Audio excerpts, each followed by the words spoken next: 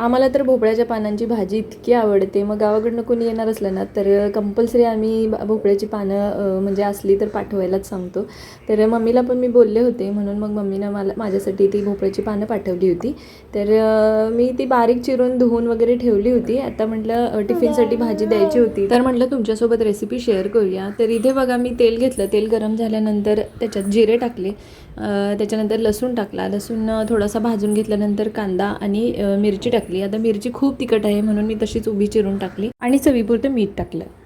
आणि कांदा आणि मिरची छान भाजल्यानंतर त्याच्यात मग मी भोपळ्याची जी पानं चिरली होती बारीक ती टाकली. आणि डाळ आणि कण्या, तांदळाच्या कण्या असं मी भिजत घातलं होतं थोडं, म्हणजे तेव्हाच कांदा वगैरे कापायच्या आधी. तर ते सुद्धा मी त्याच्यात टाकलं आणि थोडंसं पाण्याचा हबका शिंपडला आणि छान असं मिक्स करून व्यवस्थित त्याची वाफ काढली. तर इथे बघू शकताय भाजी शिजली होती आणि त्याच्यानंतर मग मी त्याच्यावर शेंगदाण्याचं कूट टाकलं आणि परत एक वाफ काढली. तर अशा प्रकारे आमच्याकडे भोपळ्याच्या पानांची भाजी करतात. तुमच्याकडे वेगळी पद्धत असेल तर मला नक्की सांगा. आणि ही भाजी ना इतकी टेस्टी लागते, इतकी टेस्टी लागते, भाकरीबरोबर तर खूप छान लागते. तुम्ही सुद्धा नक्की करून बघा आणि आवडली तर नक्की लाईक करा. चलो बाय.